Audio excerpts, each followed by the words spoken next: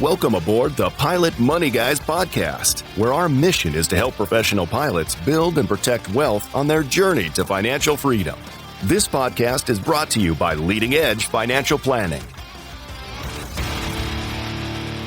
Hello and welcome to Pilot Money Guys. I'm your host, Charlie Mattingly. Today, I'm also going to have my trusty steed co-host, Kevin, the Professor Gormley. He'll be on in a minute. And today we've got a special host, Dr. Jay Billings. I'll introduce him as well shortly. But first, Pilot Money Guys is brought to you by Leading Edge Financial Planning.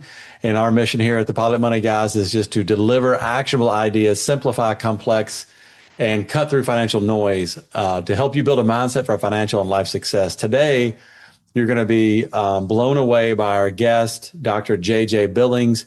He works in the world of artificial intelligence, and he has a fascinating background. I'm looking forward to learning from him today. And basically, we're just going to pick his brain and see what's out there in the world of artificial intelligence. He is not a pilot. He's not part of the aviation community, but he's gonna blow us away with his science. And so it's pretty amazing. Dr. Jay Billings is the Chief Executive Officer and co-founder of BandGap.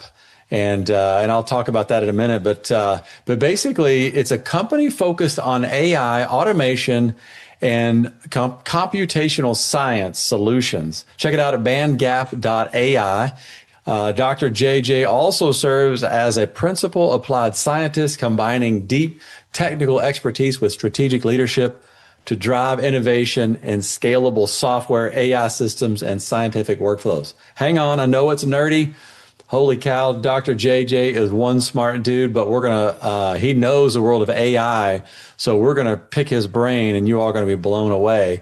But just a little more background, BandGap is a Virginia public benefit corporation dedicated to developing technology that creates a better world. In fact, on his website, if you go there, he's out in the woods somewhere. He has a passion for being outside in nature, and he's also a nerd. And as Kevin Gormley says, he's a really smart guy, but also very kind and a great, wonderful human being as well. So we're excited about that. But, more about Dr. JJ. Prior to his work at BandGap, he spent his days writing scientific software across government, for government contractors right here in our hometown area, Oak Ridge National Labs, other big tech. His notable past experiences include working on AI for trucking at Amazon and leading the Department of Energy's first research software engineering group at Oak Ridge National Laboratory. He has a PhD in energy science and engineering from University of Tennessee. And get this, I'm going to try to say this right, but he did a thesis on ontological considerations for interoperability in scientific workflows. I think I did it right. So it's a pretty fascinating experience. By the way, ontology is the philosophical study of being, and his undergrad is in physics at Virginia. So Dr. JJ fluent in French and Russian. We're excited to pick his brain today and learn all there is to know about AI, or all we can talk about anyway, in about 45 minutes. So we hope you enjoy. And once again, please share, rate, and review the podcast. We always appreciate that. Helps us to reach more people. And if you have any questions, comments for us, we'd appreciate it. You can email me directly, charlie@leadingedgeplanning.com, or you can call our office, 865-240-2292. Without further ado, Dr. Jay Billings and my trusty co-host, Kevin, the Professor Gormley. All right. But I'm excited today to talk to Dr. Jay Billings. And Kevin, it's good to have you on again as my trusty co-host. It's we've been keeping you into the tax cave, even still after tax season. So welcome back again. We appreciate it. So, super excited I got invited back, or as usual, I'm the only one that's available. That's right. It's available. It's late in the evening. Here, Charlie. Thank you. But we're super excited. Dr. JJ, thank you for taking the time out. I know you're busy these days, but we appreciate your time today. We're excited about talking about AI, seeing what we can learn about it, what's out there. And I know some of it's just hard to even comprehend, but I love your background today. It's totally appropriate for what's going on And but anyway, thank you, Dr. JJ, for taking time for us. And I won't call you Dr. JJ anymore. I'll just stick with JJ because Yeah, I know you're don't probably call him that. I'm not. I know you're probably like stop it. But Yeah, I'll continue with JJ then. So thanks yeah. again for joining us. Appreciate it. Oh, you're welcome. It's my pleasure. And Charlie, Kevin, it's always good to be here with you, even if I have to call in from my space base. That's right. Everybody's doing it these days. And you can call me whatever. I'm fine with that. All right, very cool. But well, Charlie, just for the podcast, they can't see Jay. He's got the world behind him there. He's out in space on the YouTube. So please watch the YouTube channel. And and the reason why Charlie kept calling him Dr. J, I think, is because Jay has absolutely the most education. If we take his education, we had Charlie, myself, and maybe my family together, we might be as educated as Jay. But he doesn't rub in his knowledge, which I really like. So anyway, Charlie, let's go. Okay, JJ, I'm going to start you off with an easy one. Now, clearly, we all know that the band gap is the difference between the conduction band and the valence band. But what about optical versus electronic band gap? That's what I was really just wanting to hope we got into today. If you want to have any time to talk about AI today, I have. Did I say all that right? You did. All right, good. Well, I figured it was something important because Charlie Jay's company that he's the CEO of is BandGap AI. So absolutely, thank you for making reference to that. Absolutely. Hey Jay, let's ask you about that company. Like, what's the mission of BandGap, and what kind of things? Our pilot audience might not know that much about AI, but having talked to you, what you guys do isn't like delivering AI. You deliver things that can help people improve the way they work. Yeah. So I'd love to tell you about that. I will say real quick, the band gap that we're referring to with the name band gap is actually the band gap in semiconductors. So there's this energy difference that it takes a lot of energy to move the electron from the valence band to the conduction band, and so that shows up in science and engineering, and that's why we use the name, because so much of what we do in science and engineering is stuck in the ground state, and we need to get it over this valley of death, as they call it in tech transfer circles, and we need to get it into this excited production state where folks can use it. And so we started BAND as a public benefit corporation to kind of go out and help folks who, for whatever reason, they need to work with artificial intelligence, machine learning, data science, research software engineering, and they're just not getting there with kind of the typical throw it to AI approach. So a lot of companies in the industry, they just say, take whatever you have and give it to AI. But we know there are a lot of places that can't do that, right? So of course, in the Knoxville area, government is big with the National Lab and the National Security Complex there, and they're not doing a whole lot of just taking it and throwing it to AI. Medicine, education, any areas where they have regulations that restrict how information can be used, they have to think about it a lot more thoughtfully. So we knew this, and we knew that there were a lot of challenges, and we knew there were a lot of questions. So we decided that we were going to create a company to go out and help people get across this technology gap that kind of the growth in large language models created. Yeah, that's fascinating. JJ, it's amazing. I think it was today or yesterday, I just happened to get on my Google feed, Steve Jobs showed up from a clip years and years ago, of course, when it was someone, when he was doing these presentations at Apple, and anybody in the company would ask him a question. And this question was kind of a critical one to him, and it was from an engineer. And Steve Jobs replied with exactly what you just said. He said, look, we can't start with a technology and then make it into something wonderful. We got to start with what the client or the public needs. And that's what his gift was, I think, was just seeing that end need that you're talking about. So that's fascinating, because it sounds very similar, if I understood you correctly, on just trying to make sure it's delivered to the end user correctly, right? I think he was spectacular at that. Mm-hmm. If you look at the way that he drove Apple from even from the earliest days, but when he came back from Pixar, the way he drove Apple to focus on the customer is why the company's successful today. I think in the US, 60% of the mobile market is iPhone. And that's amazing. And there's such a focus on user experience with Apple products. That they take it very seriously at that company. And we have the same view that you have to start with the customer. You have to understand what the customer needs, and you have to build to that need. And I think this is a lot of the problem and the hype that you see with these large AI companies today. They have a hammer and they're looking for nails, right? And there's a lot of frustration in the market with folks that feel that. But I don't think you ever saw that at Apple. And I don't think even places like Amazon, I don't think you see that at Amazon. So there are tech companies out there that have this customer obsession, and we very much feel the same way. Yeah, well, that's fascinating. Yep. So Jay, going along those lines, there, when we talk about AI, we talk about Gronk and OpenAI, Anthropic and all, but that's really not going to be the user experience. It's what those tools can do to help us. Similar to the internet, when the internet came out, people didn't know what it was for. You sent an email to someone around the world, and you said, "Wow, that's really neat." And that's what it seems like AI has been for much of its existence. So finally, here's the question. So what do you think AI is good in delivering as far as just for average Joe, and what is AI good to deliver for companies right now? Like, what kinds of processes or products can they deliver?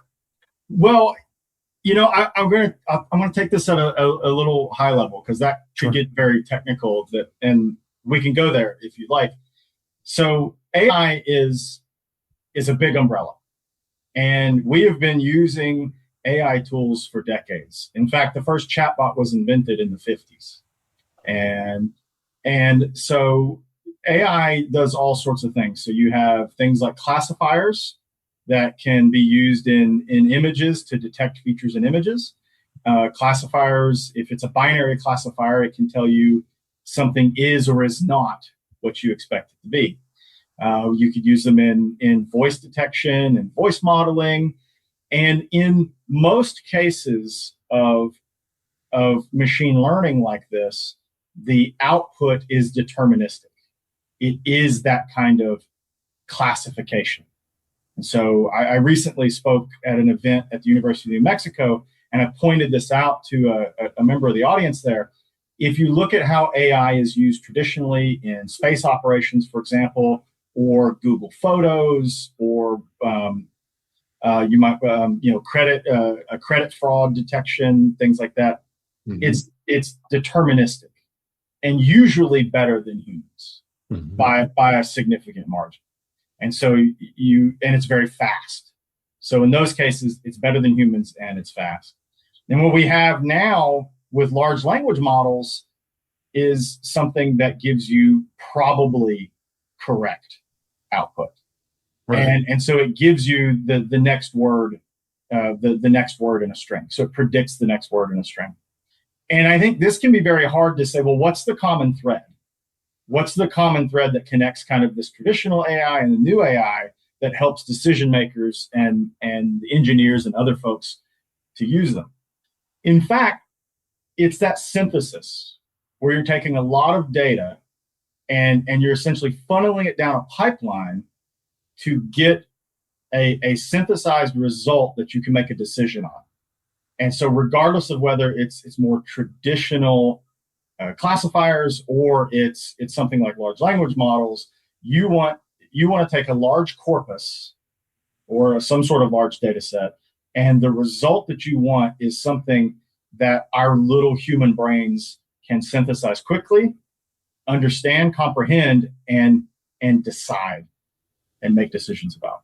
So when people now are using chatbots or they're integrating them into their operations, primarily they're wanting to churn through massive amounts of text very quickly so that they can come down and make a decision from that corpus. Yeah. Yeah, that's super. The probabilistic nature of AI is really the greatest benefit right now. It can have lots of information and put it into something that our brains can understand relatively quickly. Is that sort of what you said? Yeah, it can synthesize it very quickly, right? So the hardware, to be clear, it's the hardware that does it quickly.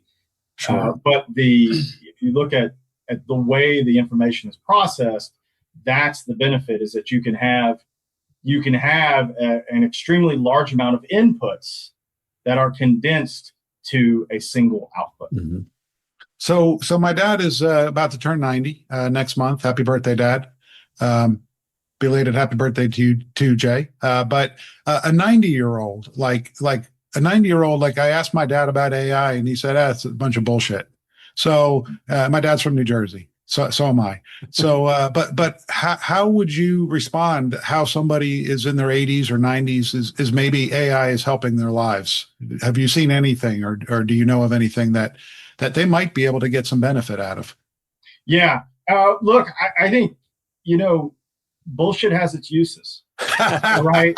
If you ever grew up on a farm, shit's really important, and it's okay to have that opinion about it. And there are certainly days when I feel that way.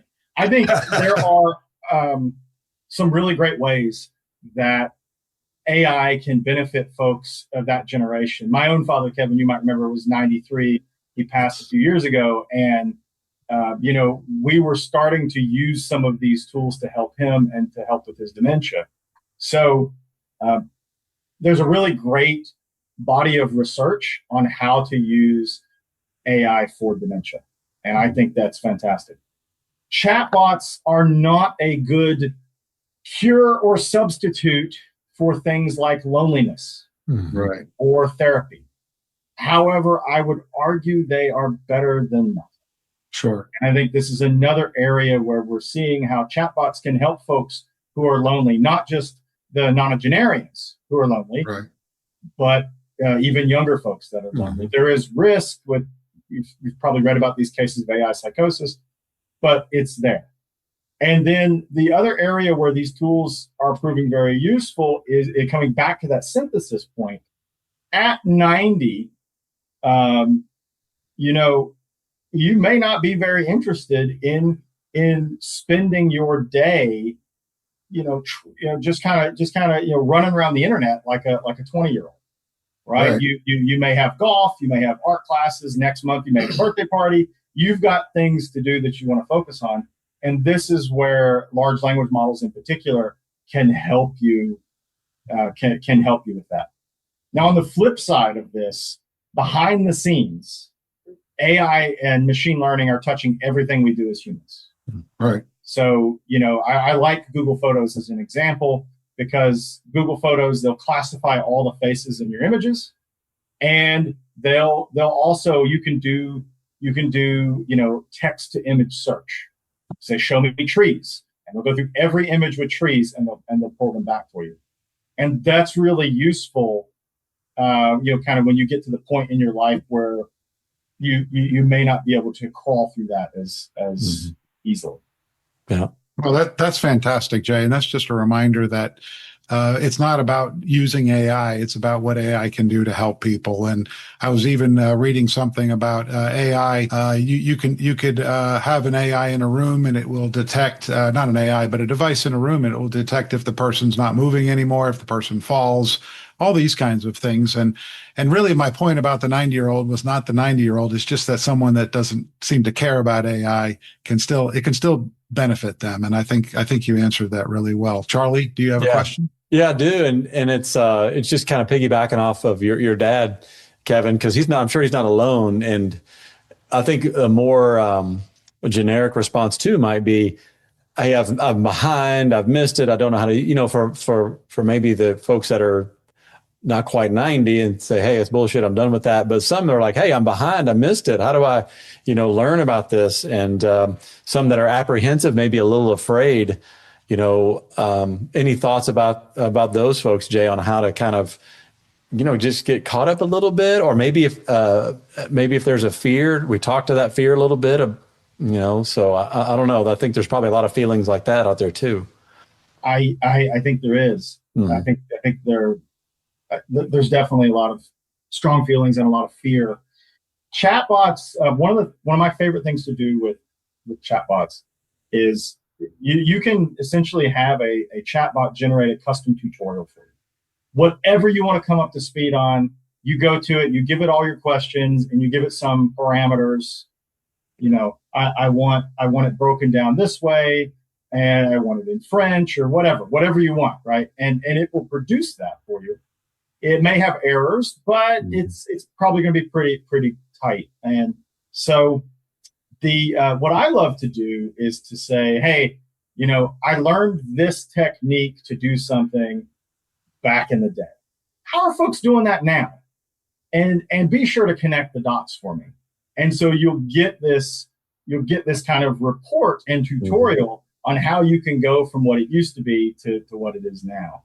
And this is really great for, I've used it for things like programming languages, and I'll say something, and we don't have to go into it, but there's an interoperability layer between a language called Fortran and a language called C, and there's a newer language called Dart that has a really good interoperability layer. And so I had it made a comparison. I said, oh, these are similar, and it gave me a whole analysis of how they're similar. Very technical thing, but you can do it for your lawnmower. You can say, man, I've got this new Kohler carburetor. How does it compare to the old Kohlers? And it'll give you an analysis of all the differences between the chokes and the throttle bodies, and how the jets are different, how the bowls are different. Like, you get everything on it with a full breakdown. And so that's one of my favorite things. And I think for folks who are scared about how AI works, or maybe they're not up to date with it, go do that. Mm-hmm. Give that a try, and you'll find very quickly that you are not out of date. That you're really ready for prime time. Yeah, I think that was my experience. Sorry, Kevin. And just as I dipped my toes into the water, we were buying a car, and so I think some of the best advice I got was just talk to it. Sounds weird, like it's a person, And so that getting comfortable with that, I was kind of like, hey, I'm buying a car. I want to know the best car for a family. I need to compare, mileage. And so that kind of helped me get comfortable with how, and it takes some practice, but then the output, like you said, Jay, is pretty incredible. And yeah, there'll be maybe some errors or some imperfections here and there, but man, that was I think a first step for me that was really helpful to get me thinking the right way to use it, not be afraid of it. Jay, what do you think is the biggest or some of the bigger misconceptions about the use of AI? What you can go anywhere with that. I think the biggest. So there are two. One of them I mentioned earlier, that it's all the same thing. It's not. It's your Craftsman tool set. If you've ever been to Sears or now Lowe's and bought a Craftsman tool set, that's what AI and machine learning is. There are a bunch of different tools. The other one and it's right along with that, is that it can do anything, and that's simply not true. We don't have robots out here, taking human jobs and handling everything for us. I may change my response to that, or my feeling about that, when they come out with one that can fold laundry.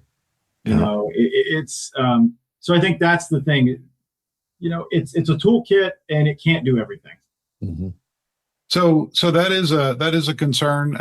I have children that are in their 20s, and many of our clients do, and their concern is that their children are not going to have jobs in the future because of AI. Can you talk a little bit more about what you think about that? I mean, it's guessing. I know all of this is guessing, but do you have any thoughts? It is the most human concern to be concerned that our children will not have careers in the future. Mm-hmm. And I think for thousands of years now, we've proved it to be quite incorrect. Mm-hmm. It's a good warning. It's a good thing to watch out for. My father wanted me to go to college because he didn't see a future in the trades and in what he did.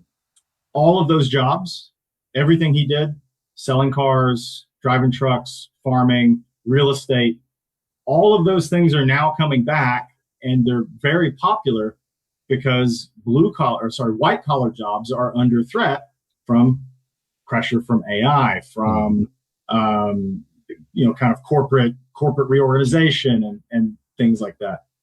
So I think, the more important thing, and I talked to my daughters about this as well, even though they're quite young. The more important thing is to find something that you're good at and focus on doing it well. And if you're doing it well, you're going to be just fine. Mm-hmm. No, that's powerful stuff. Thank you, Jay. That really is, because people across history have always felt like whatever they're thinking about doing, it's going to go away, and you just got to find something new that you're good at and that you love. So, Charlie, over to you. Yeah, it's similar to, I think, what post World War II and 98% or pre World War II, 98% of men were farmers.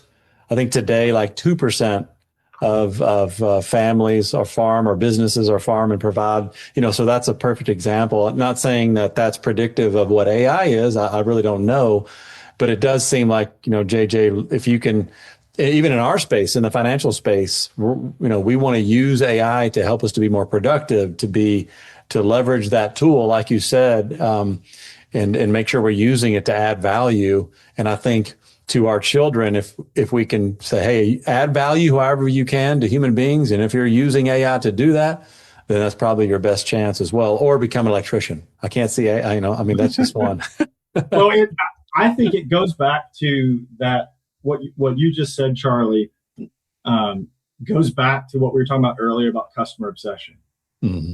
If your job supports a customer, your job right now may change. Your job in the future may change. But if you're creating happy customers, you're going to have a job. Mm-hmm. That's a fundamental. I think it's a fundamental thing about the human condition. If we support each other, we take care of each other. Mm-hmm. So, we're going to find folks that get pushed out of their jobs. No offense, guys, but a lot of folks in finance that are not focused on the customer are going to get pushed out of their jobs. Mm-hmm. There are a lot of tech folks who are doing things that, that arguably they shouldn't be doing, and they're moving on to new careers because there was not a customer focus. And so I think that's, if you're supporting other humans, if you're doing something that makes happy customers, you have no reason to be concerned about your long-term prospects. Yeah. It kind of reminds me of, if you're 1980 and you're thinking about future jobs, you're not thinking about a job of working, building iPads. It just doesn't exist, or didn't exist. And so there will be things in the future that we'll be doing that don't exist right now. And I think that's really the hardest thing to comprehend. And that's just a transition. And I think sometimes the transition could be hard, for some classes of, like you said, this time maybe white collar jobs. But yeah, could be some changes that we can't even comprehend yet. Mm-hmm. Yeah, for sure.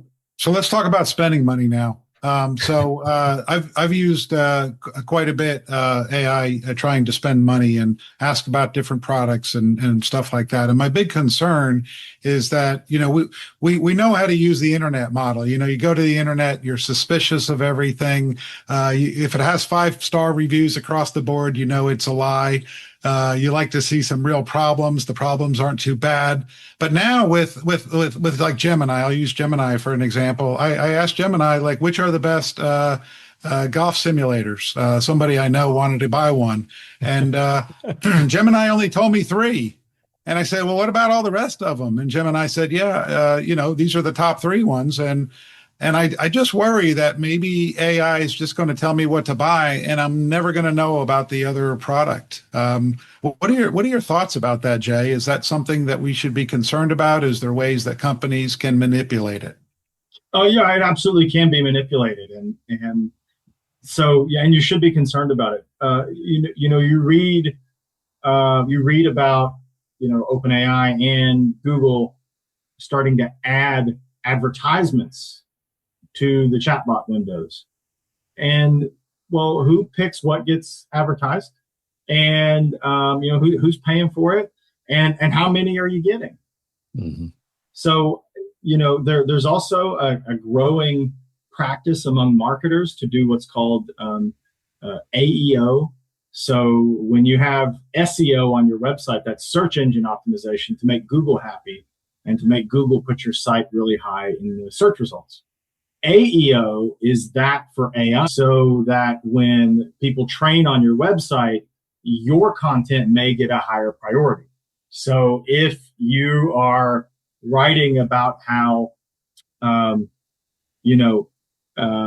Remington makes the best rifle, and you write about that constantly, and you get enough of that out there, and you tune it just right, a large language model may pick it up and then say, well, this site consistently says Remington's the best. But all you are is a guy that's just writing that a lot about your favorite, right? And so, yes, it absolutely can be manipulated. Personally, if I can take a little tangent, this makes 5-star reviews. This makes the review system all the more important, because what's great about reviews is that you can look at the histogram, and there are some patterns. Too much up into 5 stars, they probably bought some reviews. Too much into 1 stars, you want to stay away from it. You want to see a skewed distribution, going up into the 4s and 5s, and then it's a real product with real reviews. And you can look at the output, or not the output. You can look at the reviews themselves. There's very little incentive for an online retailer to allow fake reviews. So that happens. People put up fake reviews all the time, but especially AI generated reviews, which can be fingerprinted. It's of course, any review can be fingerprinted, but it's not in that retailer's best interest to let fake reviews proliferate. So over time, as the number of reviews go up, and they use AI to make more fake reviews, they'll use AI to take down more fake reviews. And then you can go look at the reviews just like you can now and see how well that chatbot, or how faithful that chatbot was in its response. And that's actually what I do. I will, in fact, I was doing one a half hour ago. I needed, or a little more than a half hour ago now, a half hour before this session. Mm-hmm. I needed a particular type of power supply, and Gemini gave me a few options, and they were all completely unacceptable. So I went and found one, and I checked reviews, I looked at the distribution, and I said, okay, this is going to work for me. Mm-hmm. And I think that's how the new buying experience will go. Mm-hmm. So this is sort of like my friend Steve, who seems like he knows everything about everything, and he gives me a lot of recommendations. Hello, Steve. And most of the time they're really good, but still I might want to still check on Steve. And by the way, I do, just to see what the reviews are independently. And I guess that's what we should do with Gemini or any of these products is kind of not quite trust, but verify type stuff. Mm-hmm. Yeah. I mean, I don't exactly know how to pronounce it, but a caveat emptor still applies, right? Mm-hmm. Yes. Buyer beware. Yeah. At the end of the day, Kevin, it doesn't matter what your chatbot tells you; you have to verify it. Yeah, absolutely. Jay, switching gears just a little bit. I know we're kind of shotgunning things all over the place, but have you seen any or heard of any AI in the world of aviation? Or we've got a lot of pilots, as our audience. Anything in that world that you've heard or seen? And I know there's some testing going on, but anything that, what do you know about that? Well, there are huge amounts of it. I'm glad you asked about it, because this is one I actually would like to ask you about. Can I turn the table? Can I get a microphone out and turn the table? So the Vision Jet the Cirrus Vision Jet, the auto landing system on that, right? So the advertisement, if you look at that, they show it is kind of, the advertisement might be a little creepy the way it sets up, but there's like a family of three. And so there's the dad, the mom, and the kid in the back. And like dad passes out and your mom's got her tablet or something, and she just puts it down and reaches up and hits this red button. Wow.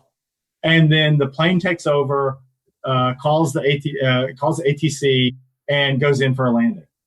Yes, it finds the nearest airport. It finds the nearest airport and it goes in and it lands. And she's getting all these messages on the screen, because it's all glass, and she's getting all these messages, and they're like, hey, we found the airport, we're going to land here. And then the guy comes across the speaker, whatever the call sign is or whatever the tail number is. Hey, we've got you. And so what do you know about that, Charlie? I am going to turn it around because that seems super cool to me. Yeah. I don't know much about it, but I will say that Autoland has been around for a long time. Now, Autoland doesn't find an airport for you. It doesn't, communicate for you. But you could, Autoland is technology, and autopilot has been around. Obviously, Cirrus and Vision Jet are doing something way beyond that. But that's my only knowledge, is that what technology we've been using for a long time has been out there a while. But nonetheless, they're doing something a lot more advanced than what I know about. But yeah, and I've seen videos on YouTube. I'd waste a lot of time, Jay, watching YouTube, and I saw the whole Vision Jet stuff. Watched a few videos on it. They're interesting because Cirrus, who's in Knoxville here, training pilots here in Knoxville. Speaking of training, they used to have the airplane that had the parachute. And so you'd push a button and the parachute would come out and your plane would float down really nice. No, that's not true. Your plane would still get trashed, but you would survive. So then they started using the Vision Jet with the auto land, and I think it's fabulous. I mean, it's better to have an auto land than your plane have to still be scraped up and taken somewhere after the parachute opens. So. But yeah, so Jay, what do you think? You said you had some thoughts about it. Do you have thoughts about even with Teslas and self-driving cars? Is that all AI, or what are your thoughts about that? Well, I think it's really cool. I think it's a complex problem because it really highlights that AI is a very large umbrella. It's very what? It's a very large umbrella. Yeah, it's huge, and so. I'll step back to planes for a second, because this is a good example of where they're not doing all that computing in the plane. So it's going out to the cloud somewhere, it's going out to a data center somewhere, not the clouds.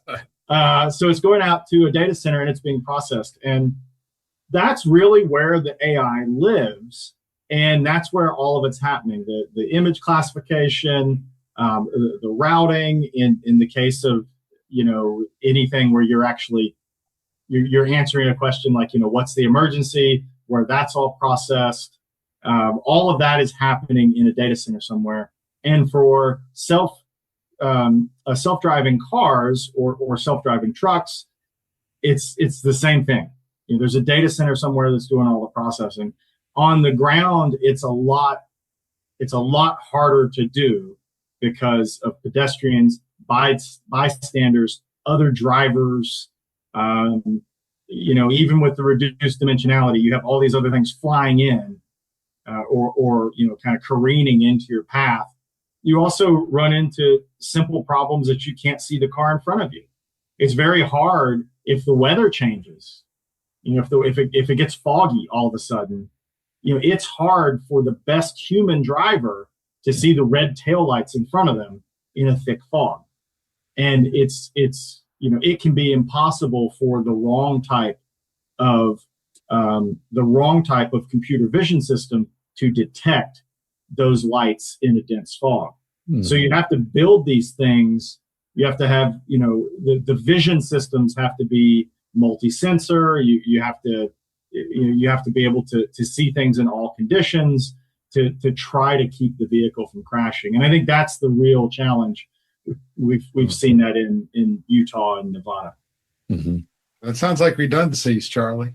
Yeah, it's fascinating. I know they've tried to have an F-16. I think they had an F-16 flying around on AI with the commander in the back or the boss, and just checking it out. I'm not sure, but I think you're right, Jay. It's the dynamic atmosphere that is, I can't even imagine. It's incredibly challenging, to work through fog challenges or air traffic control challenges one day. And even in a fighter jet where it's just extremely dynamic as far as the just changing conditions constantly. But yeah, that's incredible. Hey Jay, if something is AI ready, like a device or something like that, I mean, that's now marketing. Like how do you know that the new watch that you just bought that's AI ready actually, like you said, the computing power might not even be on the device. So what does that even mean to you when something is AI ready? AI. If I see something that says AI ready, it usually means to me that I want to find a different vendor. If they're describing their product as AI ready, I'm not their customer. Yeah, because that's marketing speech. That they can do a better job talking about their features. They can do a better job about discussing what they process and how they process. I don't like that particular marketing lingo at all. Mm-hmm. Yeah. Is there any type of verbiage that the marketers should know about that is something valuable? I mean, Kevin, as a businessman, I'm going to say they should contact me and pay me to tell them. So that's AI ready it's just not AI ready is not a good one. Mm-hmm. It's you're telling your customers that that it's a magical device. Yeah. Yeah, AI enhanced maybe is another way they might say it. But Charlie, Jay, it's interesting. One of the and back to the financial world of things where people are saying, "Hey, I want to buy AI stocks. This AI thing is, it's different and maybe better. The expectations are higher than even the internet boom of the late '90s." But the interesting thing we're seeing is so much money flowing into all these companies with the expectations that these companies will one day make money. And I don't even know the specific companies, the AI companies, Anthropic and OpenAI, I guess, are the names that they're receiving all this money, all this investor money. And now the next step is like, hey, if you don't go out and actually create revenue, cash flow at that specific AI company, well, then your stock price would reasonably decline because you've not met expectations. So is there too much hype on these companies, and how can do you think the revenue will follow? You know what I mean? The expectation, I guess, is what I'm thinking about. Well, I think if they had good financial advisors from like Leading Edge, they would know that they should not go out and make an investment on something that is not generating profit, mm-hmm. right? Where they're able to bring in revenue that vastly underperforms their spend, mm-hmm. right? So and it doesn't matter which one you look at. Like that's the story. The revenue they're bringing in is orders of magnitude beneath what they're spending. Yeah. So what that means is that one day we're going to have to pay the difference. If we invest in that company, if we make that company successful, they're going to raise the price. Mm-hmm. So we pay the difference. Right. That's the kind of the first thing that I look at with it. I think none of these companies are public yet. Mm-hmm. If I recall correctly, I think Cursor got bought before its IPO, mm-hmm. right? If I recall correctly, the deal was to be able to buy it before it went public. And Anthropic is going to try to go public, and they've confidentially filed, and OpenAI is trying to go public. And my cousin has this great phrase, they're looking for rented money. Mm-hmm. And so I don't think an investor with their thinking cap on would want to invest in a company that, one, is not making money, mm-hmm. has a hammer and is just looking for nails, trying to find any place where they can make money, and is going to ramp the price so egregiously on their customers. And right now, the messaging that you have to do things with AI is wrong.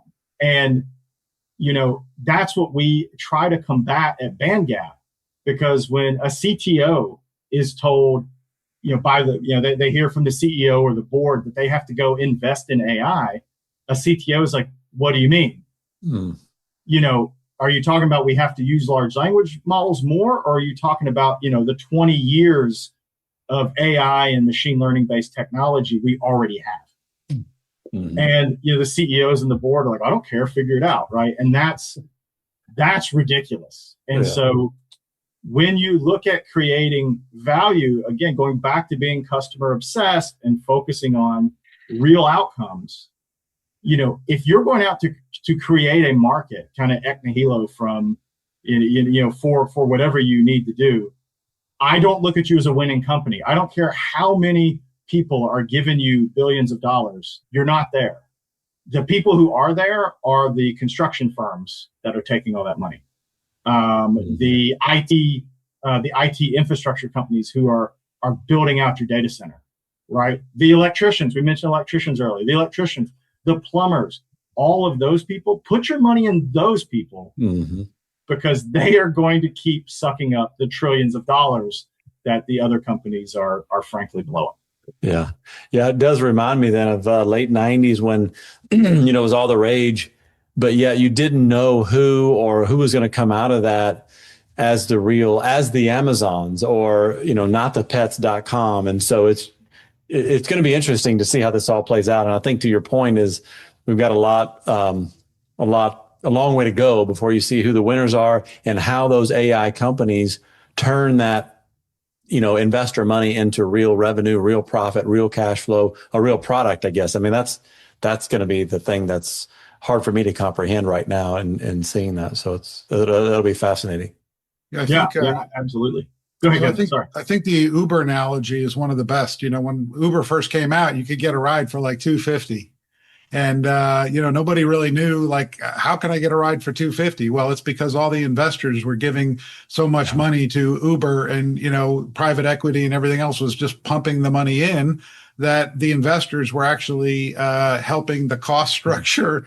And eventually when they stopped, investing in Uber, then all of a sudden you really had to pay the real price. And the real price was much higher. So let me ask you this for a business person.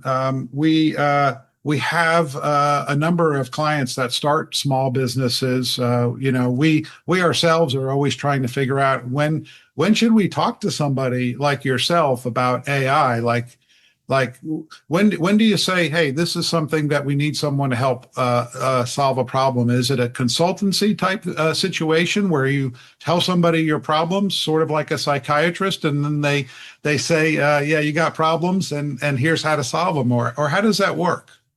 It can very much be that type of thing where you want to find someone to talk to because you've got this feeling that it's not working right. Uh-huh. Humans are very good at this. We're very, very good at understanding when the vibe is off. And so then you should go get help from someone. That's a very good time to go get help. Mm-hmm. I think it is even better to get help from the beginning if you suspect you'll need it. So if you are, I know, Charlie, I know you built your house, you didn't do that by yourself, right? Like your grandfather or great grandfather might have done that by themselves, but not you, right? And so, starting from the beginning sometimes is also the right time to get help. A pound of, or an ounce of prevention being worth a pound of cure. Mm-hmm. Right. So I think, typically the way that we work, if I can plug this a little bit, typically the way we work is we try to find folks who they want to talk about it. But I'll be honest with you, a lot of folks are not looking for AI consultants right now because they can have a chatbot tell them for free. Wow, yeah. And so this is probably our biggest challenge is finding folks that will just email us and say, can we talk to you? And look, we're a public benefit corporation, so there are a whole lot of people that, I just talk to for free. And it's like, look, this helps you out and you're doing something important, so we'll just talk to you a little bit for free. And because the chatbots are going to do it for them, and they're probably not going to give them the right kind of help. Mm-hmm. So really, it's just that this should kind of be part of your cross check in the pilot lingo. That you just want to find out what's available, what's out there. I mean, still for me, it's like, hey, we got to call an AI company. It's like why do we got to call an AI company? So, and I'm still having trouble right now, even with what you said, Jay. Like, when do we call somebody who's an AI consultant? Mm-hmm. Well, so I think it's good that you added a little more to that, Kevin. Okay, don't call us. Just text us or send a message on LinkedIn.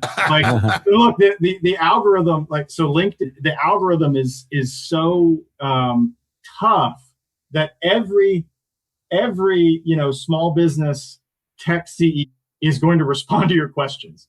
You can put a post out there, you can tag a few of us, and you're going to get a bunch of responses. That's great. And you can kick off a flame war in your comments, and you can practice this. By the way, if you want to practice this, go on to Nextdoor and just post something. In your community. Ask who the best plumber is in West Knoxville or Farragut. Who's the best plumber? And you're gonna see 50 people that they're saying pipe wrench, and a few people saying Ida Miller, and some folks saying All Star Plumbing. You're gonna have it all there, and then they'll start fighting, right? And you can do the same thing to tech CEOs. If you don't want to email us or call us, just go out and just get us on a post. Hey, I've been wondering about all this stuff with AI. At Jay Billings, what do you think? At Ben Jackson, what do you think? We'll start talking. Give it a go.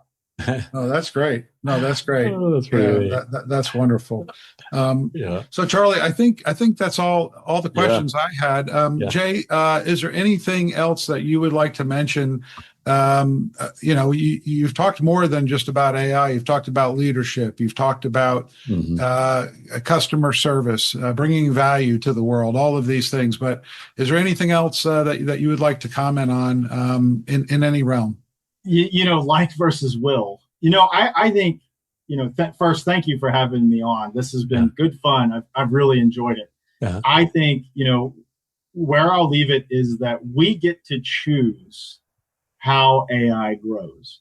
We should be mindful of the fact, speaking financially, or at least in financial terms, we should be mindful of the fact that it will be our investment and our payments that drive the market to grow AI. Mm-hmm. So to the extent that we want AI that makes us more productive, that helps us create a more just and equal society, and helps us generally to be kinder to each other, that's where we should be putting our money. We should be doing things with AI and with our investment that help it grow the way we want. Because if we don't do it, it's just like anything else in life. If we don't step up and help the parts that we want to grow flourish, the parts that we don't want will. Yeah. So I'll leave it there. Be kind, rewind. Yeah. Well said. Well said. Because just like any tool you mentioned, man, it can be a wonderful thing or not if the wrong people with the wrong intentions get a hold of that. So that's that's awesome. Well said. But Kevin, any final call sign recommendations for JJ? Well, I mean, he's there and he's got the whole world right behind him. I'm thinking, and it makes me think of the Space Odyssey, a great song of my youth.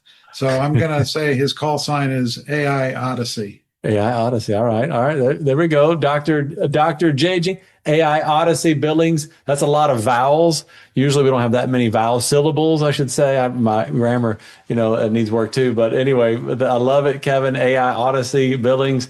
But JJ, thanks for your time today. It's been tremendous learning for us, for me, and for our audience.